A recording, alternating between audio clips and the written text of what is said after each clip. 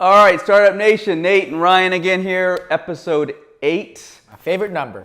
Favorite number. So what we're going to talk about today is pretty fun stuff. It's going to be leadership and management of employees, which is, I think, always the most important thing in any business, the employees, and the way that I think leadership and management could be considered, looked at, viewed, and I get a lot of questions every week about how this should be looked at from a especially in my world because it's a blue collar world, and so that type of from an employee retention standpoint, and how you create leadership and how you create motivation is all a ton of questions that we get. So Ryan has a ton of experience. I'll go into a little bit more, but he currently manages about 60 people and is responsible for almost $15 million in revenue, and has done this for just as long, if not longer, than myself. So he'll have a very interesting perspective on it, and so. Check it out, episode 8. Again, Startup Nation, please share, follow, like, subscribe. It would mean a lot to me and to my guests. I think a lot of people can create some value out of some of these podcasts. And so listen up, episode 8. Thanks.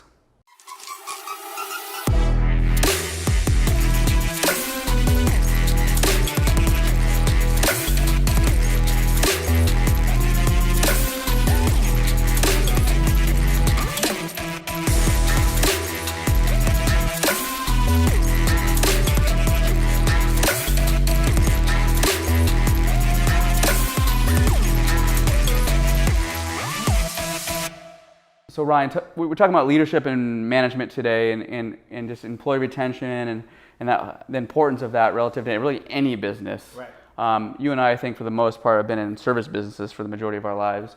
But let's talk. Let me get your perspective on just leadership as a whole, the importance of it, and then overall management of employees. Right. So I view leadership as, I think a lot of people kind of look at it and they think, okay, well, these people work for me. Yeah. But completely opposite. For my leadership style, I act as if I work for them, right? I'm there to make sure that they're successful. I'm there to make sure that they grow. I'm making sure that it meets all their expectations, honestly. We were talking about it off camera, is that, when you have different types of people, whether it's blue collar, white collar, things like that, everybody's motivation is different. And so it's always your management style doesn't have to change, but the way that you motivate or you get the most out of your employees is going to be different. And how you give them, some people are motivated by money, some people are motivated by time with family, right? Some people are motivated by recognition, and some people hate recognition. They don't want to be recognized. They really don't like it, Right? So some people like to be recognized on an individual basis. Other people like to be recognized in front of a group. So a lot of times when I go into a leadership role, my first thing is to talk to everybody and kind of find out what it is that motivates them. What's important to them, yeah. What's important to them, right? And if it's family, then I know that that's their trigger point, and I'm going to make sure, hey, this person needs to spend time with their family or get their family involved. Could be as easy as sending a letter to their wife or husband saying, hey, you know what, so-and-so did a great job, right? Those types of things. So, like Nate said, I've been in leadership for all my career. We both started at Cintas. I started there as a management trainee, and so ultimately you kind of learn the ropes on leadership. And then worked there for 13 years, up all the way to the leadership chain, and now working with Johnson Controls Fire Protection, and got like 60 employees, like Nate was saying, about closer to 18 million revenue. Oh, okay, but my fault. don't shortchange me there, all right? But everybody's different. Yeah. Everybody's different. I think too is that's what you have to know. Is to be a good leader, you have to know your people. And you got to have them engage and make sure they're endeared, right? Yeah. I remember one of my mentors once told me is that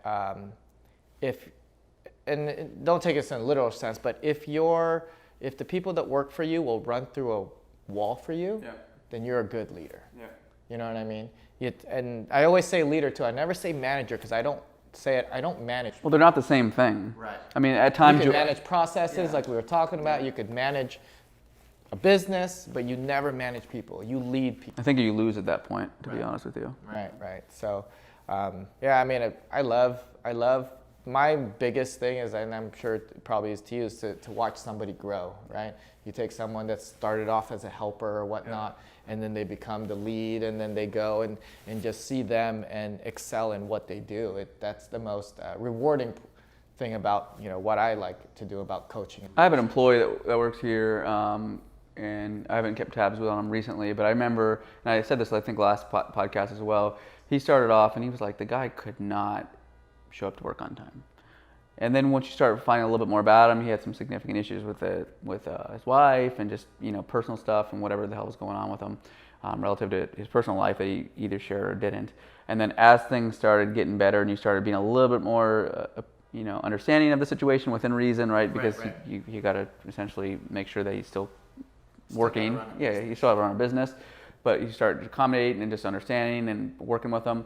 And then the second we gave more responsibility and he understood the opportunity he had, and he realized that we showed appreciation, the guy all of a sudden now is like one of our best employees, right? And that doesn't always happen. Sometimes people are just people, and it's like the amount of time to fix that person per se might not be worth it. But and that sounds ruthless, but it's the truth. Certain people just have innate features about themselves or things about them where they're just not a good fit relative to that position. We can talk about that in a little bit.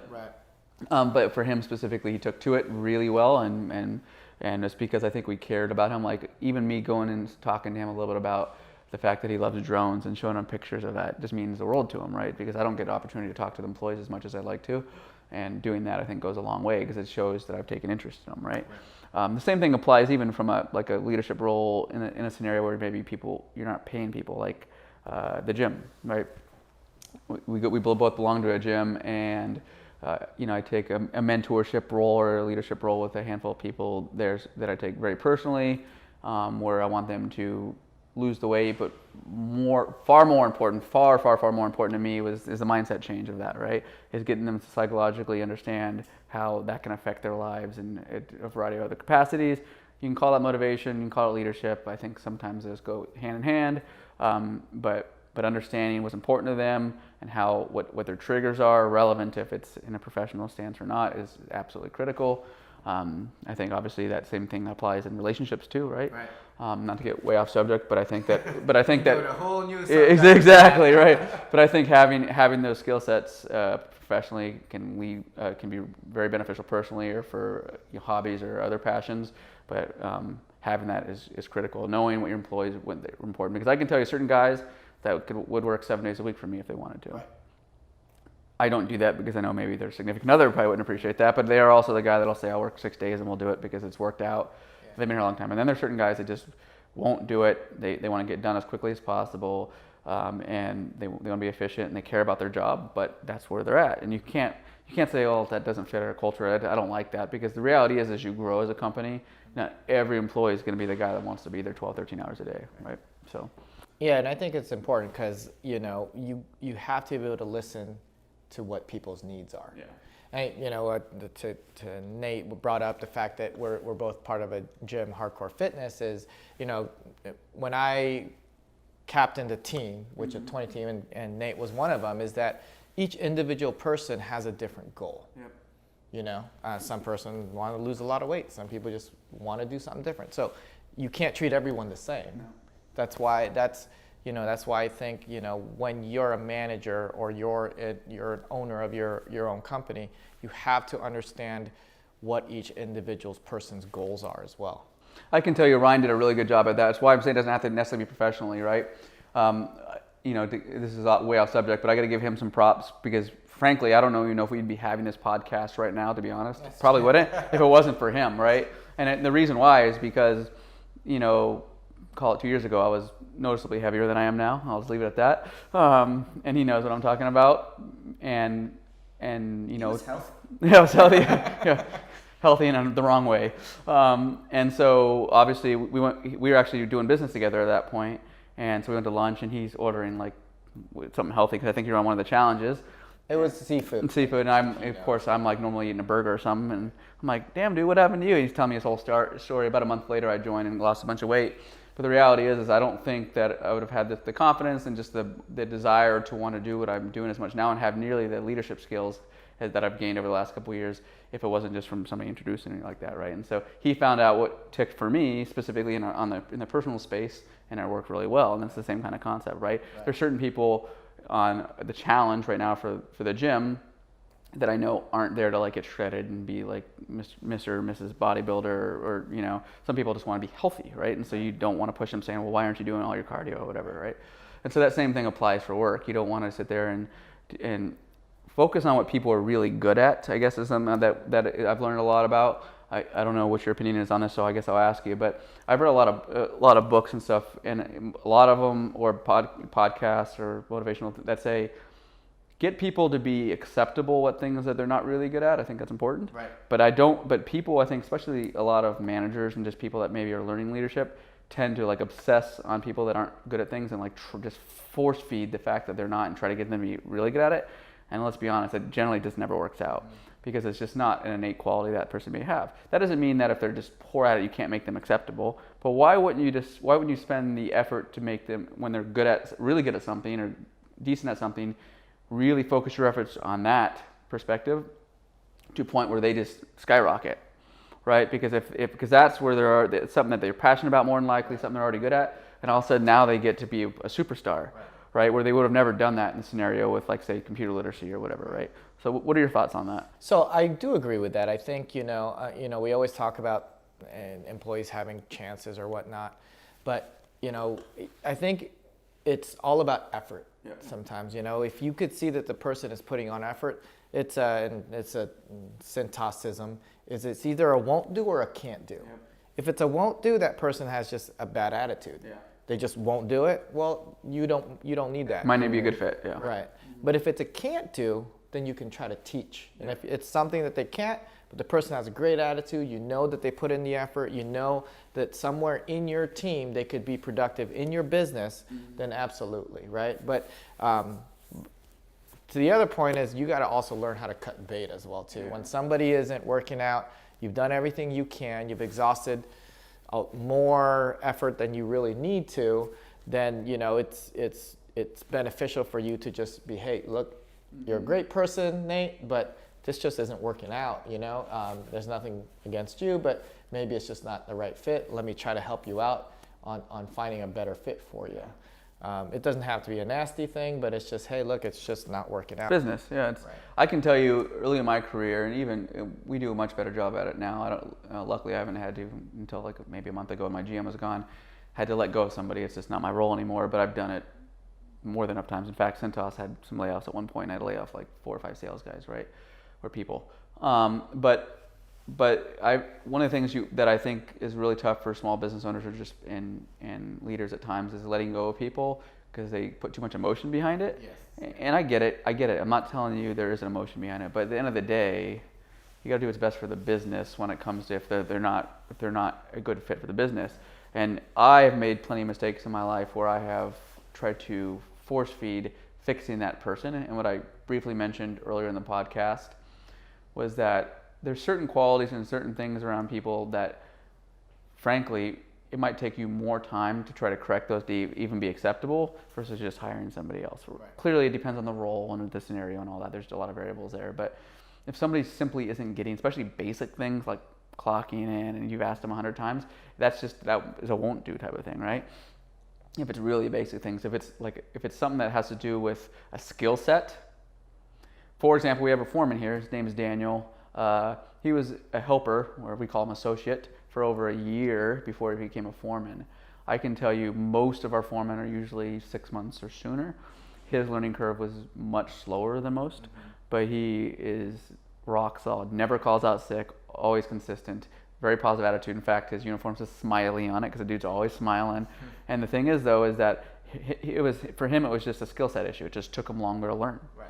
But he was a good culture fit. And I think when we're talking about like making decisions on employees or not, you got to define your culture.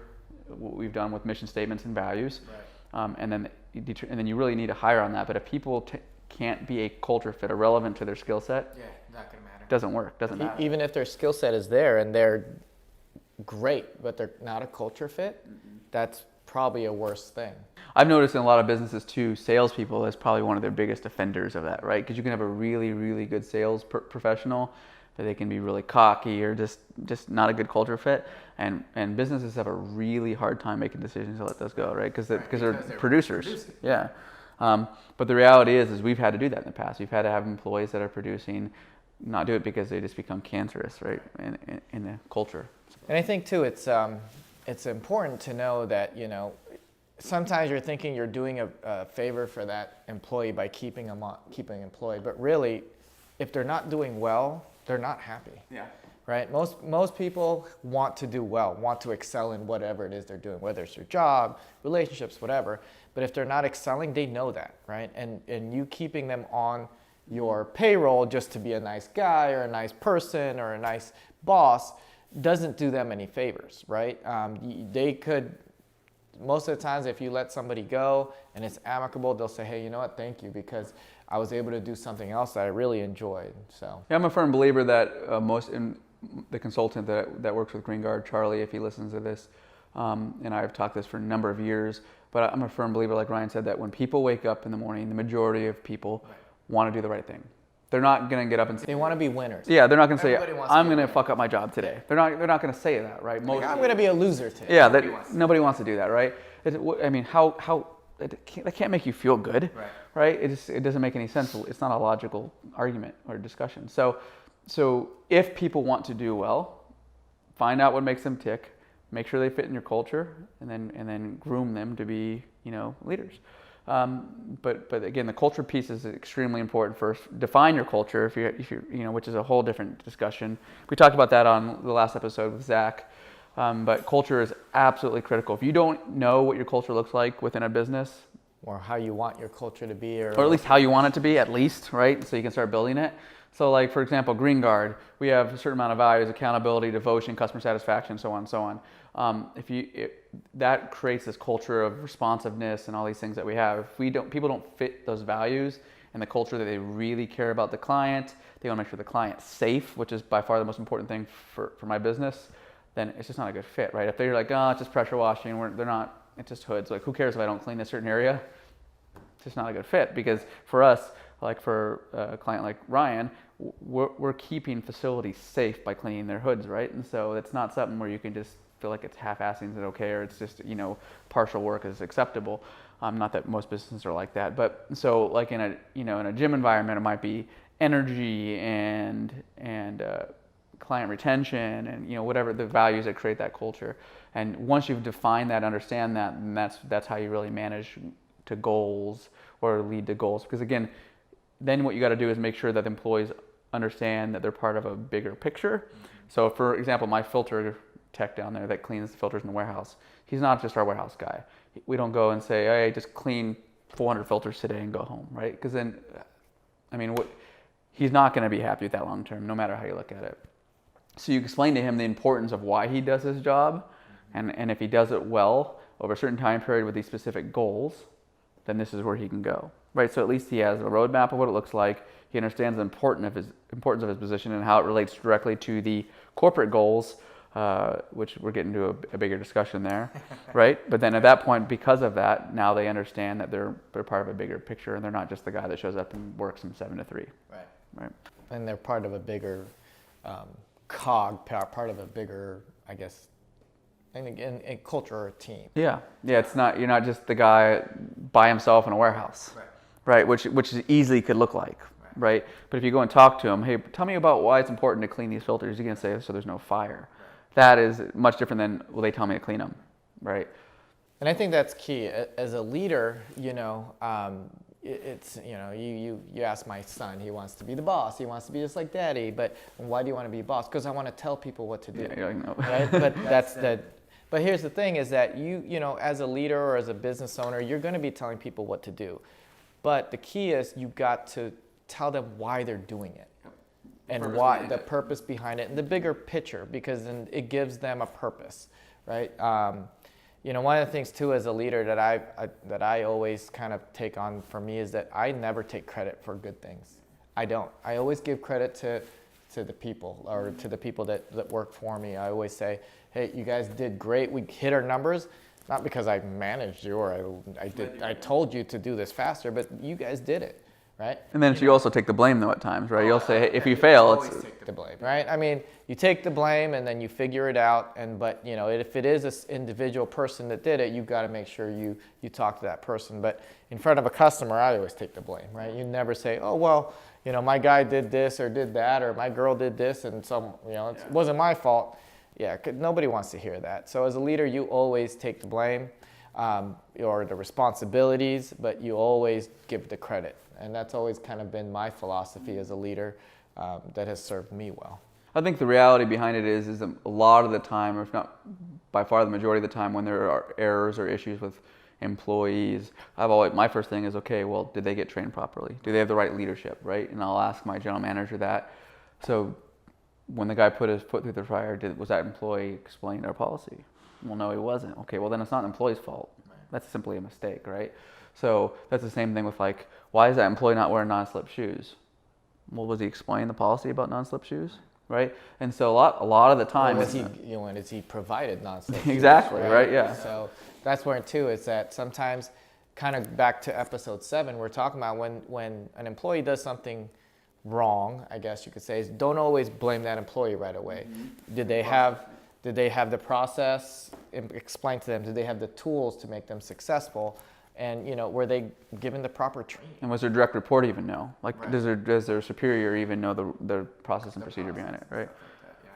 And then I think to go on the flip side of all this is that when you reward employees, make sure you do it in a capacity, especially at Ryan's level or my level. You don't just go, hey Ryan, you're doing a good job today, and they're gonna be like, you don't even know what I did, man. Right.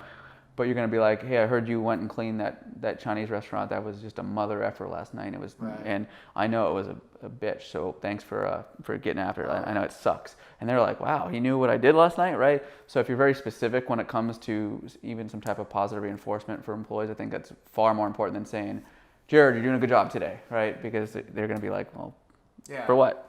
Very specific, when you give recognitions. Yeah, for example, I had a guy yesterday. One of our big accounts in Yuma, mm-hmm. Their fire alarm was acting a fritz. That's a 3-hour drive. So he called me, or we called him and said, hey, what do you think this could be? It's like, no, that's something a tech has to go out and do. And I said, hey, are you able to do that? I didn't say, hey, can you go do this? And he's like, yeah, boss, if you need me to, I'll go drive 3 hours over there, right? But then I got to make sure, hey, I appreciate that. I appreciate run through walls for you. Right, run through the walls, exactly. And so, I didn't even have to ask him. Ultimately he made that decision. Said, yeah, I'm going to do that. But man, that's a 3-hour drive to Yuma to take care of a problem, and a 3-hour drive back. And so, and I appreciate that. And simple things too. I know, I know he loves a certain restaurant, so if I might buy him a gift card, and so he'd take his wife out there or something like that. But something specific. I don't just say, oh, here's a Starbucks gift card. Well, what if he doesn't like to drink coffee? Yeah, or he thinks Starbucks is too foo-foo or whatever. Right. So you got to make sure you have specifics. I mean, and this tech of mine is great. He always does things for me, like these things, and I took him to Point Loma Seafood, which is a restaurant him and his wife love. Mm-hmm. So I took him out there to lunch, and then he's taking pictures and sending it to his wife. Things like that, where you get them to endear and engage. And now I know, if I ever did need to ask him to go to Yuma, he'll do it, right? And it's not because I twist his arm or saying, you better go there right now or else, right? And that's true leadership, and that's really where it feels good to be a leader, when you can get that type of commitment from your people. Yeah, I think that recognition is critical, and I think it gives you perspective on where you stand as a leader too, right? Because then if they're doing things like that for you, we have a bunch of employees that'll work weekends or drive crazy distances or want to volunteer to go to Northern California to perform services, and so you, again, to his point, you recognize that, but you do it in the fashion where it's important to them. The last thing I'd like to say about that from a recognition standpoint is, and I had this issue early on, is I'd be like, they're not gonna give a shit about a freaking gift card. But for me, it's because I don't care about a gift. Exactly. I don't care about a gift card. Right. But that by no means means that they don't. It's amazing some of the things I've done in the past where it's like, they commented about, like I said, the guy with the drone, or giving a $15 Jersey Mike's gift card, and they're talking about it and then all of a sudden my GM goes, Nate, you realize that you're doing that? And everybody's talking about it, $15 gift card, why? It's stupid. But it's not stupid. It's important to them. And so don't like pass judgment on what might be important to one person versus another, right? Yeah, absolutely. I think it's really important that you do that because especially as the boss, or the leader, the owner of the company or executive, is that you historically probably that stuff is maybe not quite as important to you, potentially, like a Xbox or whatever. But then if you give something cool to that person that you think would definitely benefit their lives, you'd be surprised at how much that can actually become infectious with everybody. Right? So. No, that's key. Again, I think from the beginning of episode 8 we talked about is that just make sure you listen and you get to know them, right? If you do that, then you're halfway there, being able to lead and to motivate.